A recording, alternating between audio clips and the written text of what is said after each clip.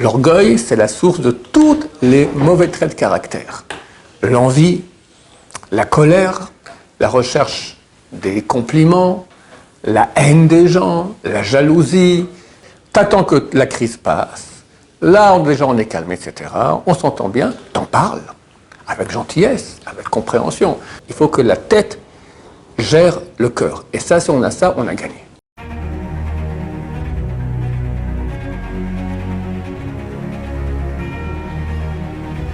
Ce jour dédié pour la guérison complète de Lisa Batester, qu'Hachem lui envoie une refoua shlema, une longue vie et du nachat, du plaisir de toute sa famille. Amen. Amen. À question de Binyamin. Je me demandais comment réussir à détruire notre orgueil sans risquer de perdre notre dignité. Alors, comment réussir à détruire notre orgueil, ce qui est très très bon, sans perdre notre dignité? Bien sûr qu'il faut garder sa dignité. Alors, c'est une question bonne et fine. On va aller, il y a deux temps dans ta question. D'abord, casser son orgueil. Pourquoi? Oui, la source de tout le mal, c'est l'orgueil, c'est l'ego. Dans la réalité des choses, on n'est vraiment rien. Oui et non, comment dire cela? On n'est rien et on a reçu énormément. On a reçu de Dieu d'être la créature la plus performante de toute la réalité. En tant que juif, encore plus. En tant que juif pratiquant, encore plus. En tant que juif pratiquant qui lit la Torah, encore plus. T'es le top de l'humanité. La prunelle des yeux de Kadosh Baruch Hu. Il faut savoir qu'on a ça. J'ai lu dernièrement Baba Meir, c'était le fils de Baba Saleh. Bon, il connaissait toute la Torah. Et Ruach HaKodesh, c'est des miracles très très grands. Il a dit à ses enfants, c'est son fils Rabbi David Abou Hassera de Narea qui raconte. Il leur a dit, ne croyez pas que ce qu'on a reçu, nous, la famille Abou Hassera, c'est un cadeau. Parce que la famille Abou Hassera, c'est phénoménal, c'est très rare dans une famille que ça continue comme ça. Tu avais l'arrière-grand-père, c'était Rabbi Yaakov Abou Hassera, après son fils Rabbi Mesod, après son fils Baba Saleh, après son fils Rabbi Meir, et maintenant Rabbi David. Tu as 5 générations, tous ils ont roi HaKodesh, tous ils font des miracles. Ne croyez pas que c'est un cadeau qu'on a reçu. C'est une obligation, une responsabilité terrible. Terrible. Donc savoir qu'on a ça, et bien sûr ça a une grande responsabilité. Mais on pourrait croire que, alors je suis un type bien, oui et non. T'es un type bien, mais t'as rien fait pour ça. On t'a donné en cadeau. T'es un nul. Qui est l'homme le plus nul qu'il y avait sur terre? Moshe Rabbeinu. Moshe Rabbeinu, il écrit dans sa Torah, Va'ish Moshe anav me'od mikol ha'adam asher pnei ha'adama. L'homme, Moshe, est l'homme le plus humble qu'il y a parmi tous les êtres humains sur terre.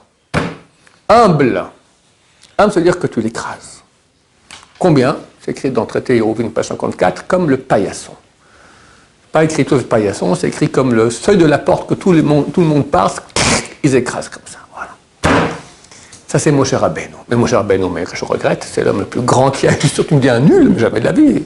Sacrilège, d'accord? C'est l'homme le plus grand qui a jamais eu sur terre. Il n'y a jamais eu de prophète plus grand que lui, et peut-être qu'il n'y aura jamais. Je ne sais pas si Mashiach sera aussi grand que lui en prophétie. Et le miracle qu'il a fait. Il va 3 fois 40 jours sans manger et boire au Mont Sinaï avec Dieu. Il pose une question au tac, Dieu lui répond. C'est pas un être humain, ça. Il dit oui, je suis d'accord.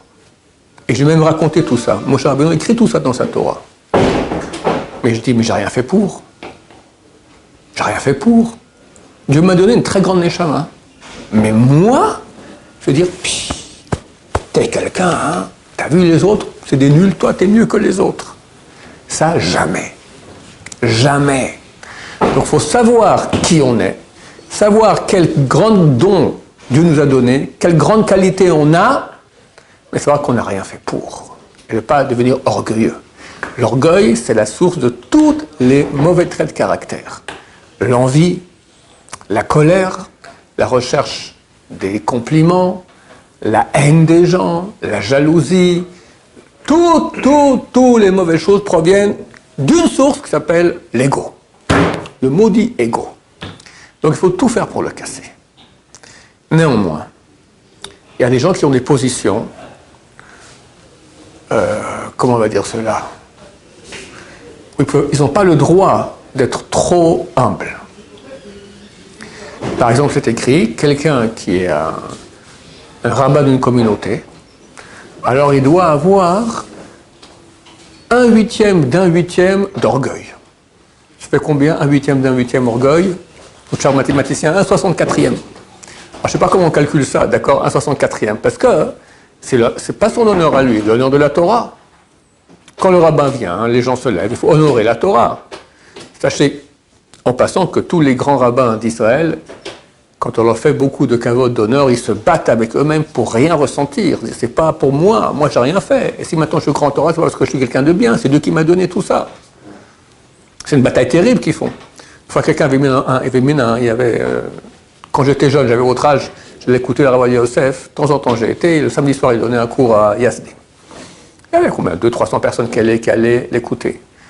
Alors quelqu'un qui aimait l'enregistreur. Et quand il rentrait, tout le monde se levait et chantait, etc. Alors, à peu près, il écoute l'enregistrement, il entend Ovadia, t'es une charogne. Ovadia, t'es une charogne. Ovadia, t'es une charogne. Il était choqué. Qui est le type qui ose dire une chose pareille sur Ovadia là, ça, d'abord, Ovadia, Rav Ovadia, une charogne, donc ça va pas. T'as Nevela, d'accord.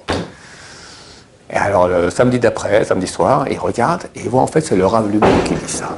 Tout le monde chante pour lui, applaudit, il rentre. Alors, je suis une charogne, t'es une charogne, t'es une charogne. Voilà, c'est une bagarre avec eux-mêmes terrible. Mais il n'a pas le droit d'être trop humble. Dans un couple aussi, le mari a un statut du maître de maison et il faut qu'il le garde. Alors, si la femme lui a dit quelque chose de t'es bête comme tes pieds, d'accord? Alors quoi? Il va hurler. Ça, c'est vraiment une charogne. D'accord? Il peut dire je ne t'autorise pas à parler comme ça. S'énerver, en aucun cas. Être touché, il sera sûrement touché, mais il se la ferme. Chic. Ça, c'est un héros. Mais, s'il se la ferme et rien qui se passe après, sa femme va en faire un pigeon. Et ça va pas, il va perdre. Le couple est en danger. Il doit garder son statut de maître de maison. Alors, qu'est-ce qu'il va faire? Il va attendre 2-3 jours. Et de nouveau, on s'entend, tout va très bien. Tu sais, chérie, l'autre jour, tu m'as traité bête comme les pieds. C'est pas des façons, c'est pas... tu comprends, c'est pas... Voilà. Imagine que tu dirais ça aussi à toi. Tu serais pas content, n'est-ce pas? C'est pas bien dans le cas de nous. Il doit aller, mais gentiment, pas en tant que réaction du fauve, féroce, de l'animal qui a été touché, l'ego, la réaction de l'ego. Moi, bête comme tes pieds, toi, t'es bête comme tes pieds de ton père, d'accord? Et puis, ça commence le ping-pong et la pétanque, ça finit le tennis et les mystiques balistiques atomiques, d'accord? Et on finit après la rabanoute avec un guette. Non, c'est idiot. On se la ferme. On ne réagit pas, on retient son ego. Mais je ne dis pas qu'après, pour répondre à ta question, ta dignité, oui. La dignité, c'est pas réagir sur place. Ça, c'est rien. C'est être un animal. C'est l'ego. Et quand tu vas réagir avec ton animal, tu vas réveiller l'animal d'en face. L'ego, plus l'ego réagit, plus ça va faire réagir l'ego du type en face. Donc ça va être terrible. C'est deux fauves en cage. T'attends que la crise passe. Là, déjà, on est calme, etc. On s'entend bien. T'en parles. Avec gentillesse, avec compréhension. Pas reprocher. Quand tu vas reprocher, elle va dire « Oh, mais toi, t'es pas mieux que moi. » On est reparti pour un match, d'accord?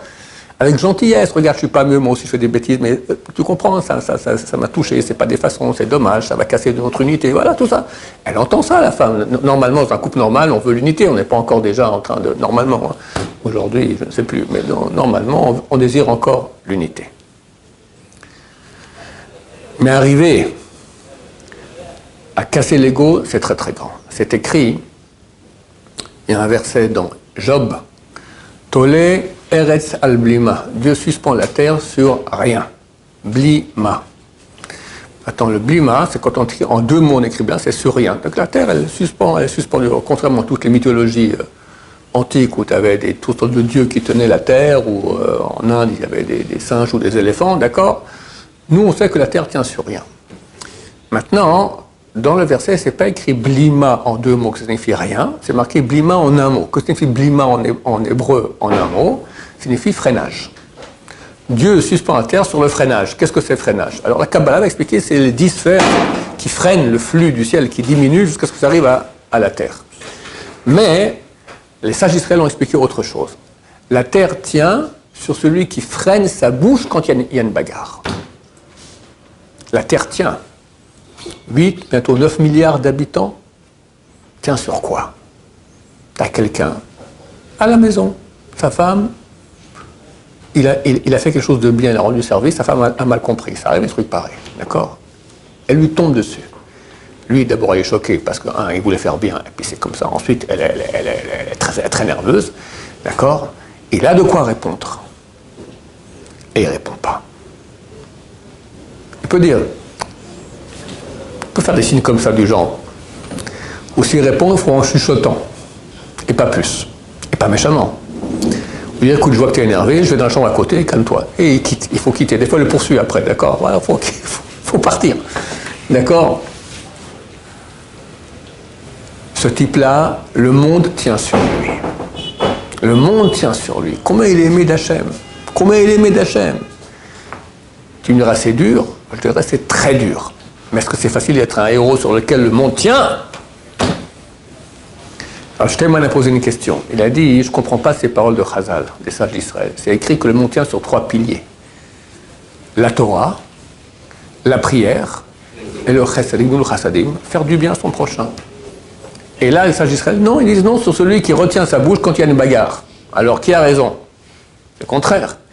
Il dit, celui qui retient sa bouche quand il y a une bagarre, on lui donne la Torah, on lui donne la Tfila, on lui donne le chesed, il reçoit tout. En tant que pilier du monde. Voilà, c'est ça son cadeau qu'il reçoit.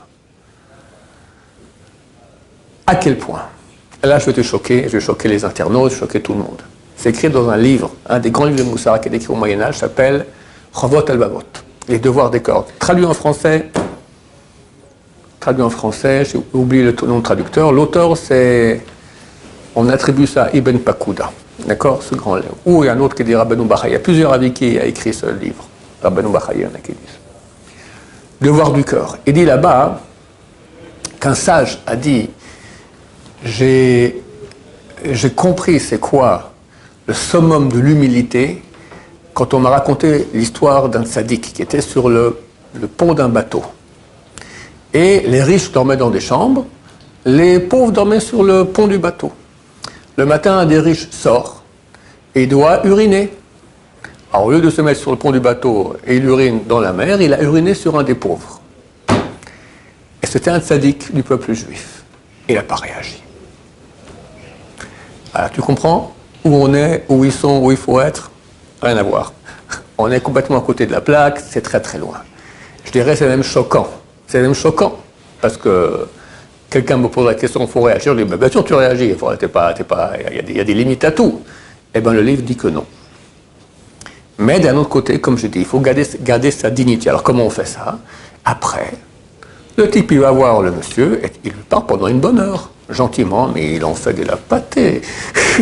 Mais gentiment, tu comprends? Beaucoup mieux que si la réaction, elle est mauvaise. L'action qui provient en deux mots, il y a deux parties en nous. Il y a une partie qui est l'ego, qu'on assimile au cœur. Le cœur, c'est du sentiment, d'accord? Il y a une partie qui s'appelle la tête. Maintenant, quand le cœur va réagir, on lui a fait mal, il réagit, alors c'est toujours mauvais. C'est toujours mauvais. Il faut calmer le cœur. Le cœur, c'est bien qu'on ait un cœur, mais il doit être dirigé par la tête. Si le cœur fait ce qu'il veut, on est fichu. Il faut un cœur, des fois il faut avoir pitié de quelqu'un, mais la tête va dire, oui, là c'est bien d'avoir pitié de lui. Tu as un petit bébé qui s'appelle Adolf Hitler. On te dit, il faut l'étrangler. Le cœur dit, mais non, il fait heureux, il est tout gentil, il est tout mignon. La tête te dit, non, mais tu comprends, tu l'étrangles pas, c'est signe de juif dans les camps. Bon, allez, on l'étrangle, d'accord? Le cœur dit, mais oh, ça va pas, un petit bébé comme ça. Qui on a eu? Shaoul, le premier roi du peuple d'Israël. Pourquoi il a perdu la royauté? Dieu lui a dit, va tuer Amalek. Tous, les garçons, les femmes, les enfants, même les animaux qui épargnent, un petit truc qui appartient encore à Amalek. Wallo, tout, fini. C'est marqué, va y rêve banachal. Il rêve, il s'est mis en piège comme ça, en embûche près dans le Nahal, dans la rivière qui avait à côté des Amalécites, se préparer pour aller attaquer.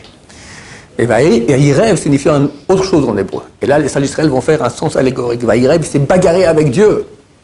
Il a dit, je ne comprends pas, les adultes, je comprends, mais les femmes n'ont rien fait, les enfants encore moins, les animaux, pourquoi les tuer tous?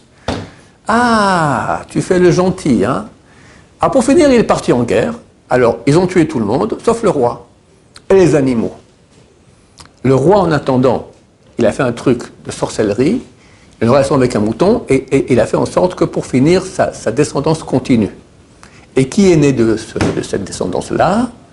Adolf Hitler, entre autres, ou maintenant Raïssi en Iran, qu'on sait que ce sont des Amalécites, d'accord, qui disent que la mission numéro 1 de la révolution islamique iranienne, c'est l'anéantissement d'Israël. Alors, des fois, on veut être miséricordieux, parce que le cœur nous pousse à cela, mais la tête te dit non. Et preuve en est qu'après, il s'est complètement planté, le roi Shaoul, quand il était jaloux du roi David, qui était son intendant. Et lorsque Shaoul donc, a amené le roi de Amalek pour finir, qu'est-ce qui s'est passé? Il a amené le roi de Amalek, il n'a pas tué tous les animaux. Les Juifs ont amené les animaux, ils ont fait des sacrifices à Dieu. Et le prophète Shmuel, qui est enterré ici là-haut sur la colline, il a dit à Shaoul, tu attends que j'arrive pour faire les sacrifices. Ils attendent. Bon, pour finir, Shmuel, il arrive, et il est très fâché. Pourquoi? Dieu lui a dit, je ne suis pas content de Shaoul, il m'a désobéi, il ne sera plus le roi d'Israël. Shmuel a prié toute la nuit. Et pour finir, il vient, et il dit, mais pourquoi tu n'as pas tué tous les hommes? Moi, j'ai tué tout le monde. Ah ouais, et c'est quoi le bruit que j'entends là, le meuglement des animaux? Aussi les animaux? Et le roi Amalek arrive, comme ça, pépère, et Shmuel vient, le coupe la tête.